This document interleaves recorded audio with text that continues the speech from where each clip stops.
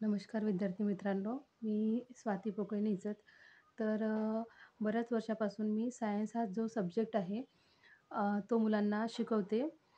Science हा subject फारच easy आहे आणि स्पेशली जर आपण थोडं लक्ष दिलं त्याच्याकडे, तर आपल्याला तो जास्त कठीण वाटणार नाही. तर 10वीच्या बुकमध्ये ग्रॅव्हिटेशन नावाचा चॅप्टर आहे. पहिलाच आहे तो. तर आपण त्याबद्दल थोडीशी माहिती जाणून घेऊया. ओके. तर gravitational force is a universal force हे तर सगळ्यांनाच माहिती आहे.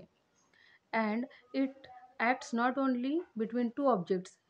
हा जो फोर्स आहे फक्त दोन वस्तूमध्येच ॲक्ट होत नाही, तर on the earth but between any two object in the universe. तर युनिवर्समध्ये जेवढ्या जेवढ्या ऑब्जेक्ट आहे, तर त्या 2 ऑब्जेक्टमध्ये सुद्धा हा जो फोर्स आहे, ग्रॅव्हिटेशनल फोर्स तो ॲक्ट होत असतो. तर gravitation as we have learned, तर आपण आधीच शिकलेलो आहोत. The phenomenon of gravitation was discovered by sir Isaac Newton. तर हा जो ग्रॅव्हिटेशनची जी फिनॉमिना आहे किंवा कॅरेक्टरिस्टिक्स आहे, ती आयझॅक न्यूटननी शोधून काढलेली आहे. ॲज द स्टोरी गोज, तर त्याच्या बाबतीत अशी स्टोरी होती की he discover the force by seeing an apple fall from on the ground. तर त्यांनी हा शोध कसा लावला? तो झाडाखाली बसलेला होता आणि तिथनं ॲपल जे आहे ते झाडावरून खाली पडलं. He wondered why all apples fall vertically downward.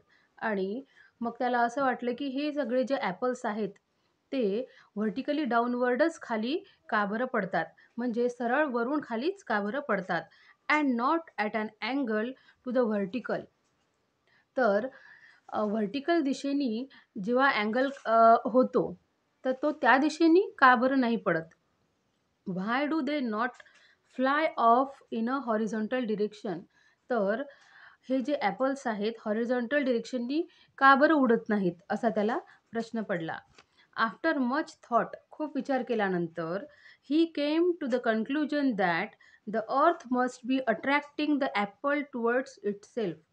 तर खूप विचार करून त्याला असं वाटलं की ॲपल्स जे आहे ते अर्थकडे अट्रॅक्ट होतात किंवा अर्थ काहीतरी फोर्स ॲक्ट करते, ज्याच्यामुळे ॲपल जे आहेत ते सरळ जमिनीवर येऊन पडतात.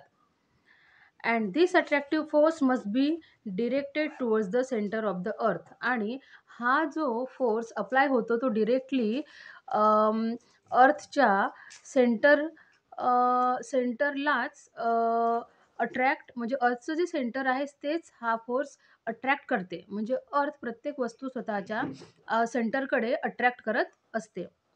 The direction from the apple on the tree to the center of the earth is the vertical direction at the position of the apple, and thus the apple falls vertically downward.